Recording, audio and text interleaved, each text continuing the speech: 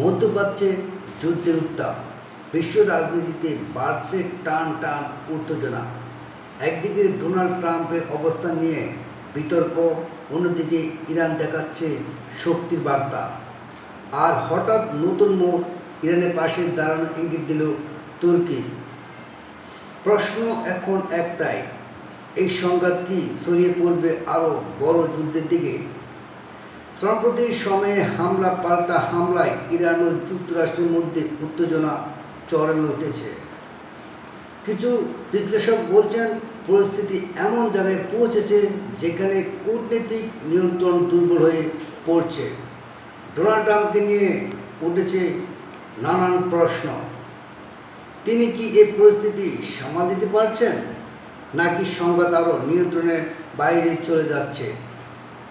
এই উত্তেজনার মধ্যে তুর্কি থেকে এসেছে নতুন বার্তা। তুরস্ক ইঙ্গিত দিয়েছে মধ্যপ্রাচ্য বড় কোনো সংঘাত হলে তারা আর চুপ থাকবে না। বিশ্লেষকদের মতে এটি সরাসরি ইরানের পক্ষে অবস্থান না হলেও একটি গুরুত্বপূর্ণ রাজনৈতিক সংঘাত, অর্থাৎ এই সংঘাতে নতুন শক্তি জড়িয়ে পড়ার সম্ভাবনা ক্রমেই বাড়ছে। এদিকে এশিয়াতেও বাড়ছে চরম উত্তেজনা। নর্থ কোরিয়া নিয়মিত মিসাইল পরীক্ষা চালিয়ে যাচ্ছে।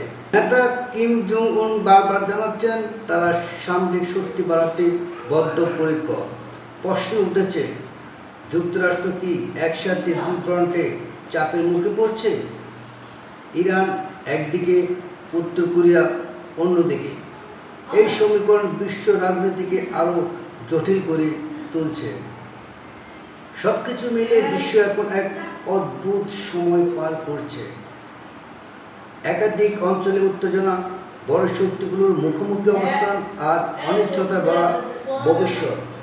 আজ ইরান, আগামীকাল হয়তো অন্য কোনো অঞ্চল, কিন্তু প্রশ্ন একই রয়ে যায়, এই উত্তেজনা কি থামবে? যুদ্ধ কখনো হঠাৎ শুরু হয় না, ধীরে ধীরে উত্তেজনার স্তর জমতে জমতে এক সময় বিস্ফোরণ ঘটে। এখন বিশ্ব তাকিয়ে পরবর্তী পদক্ষেপের দিকে।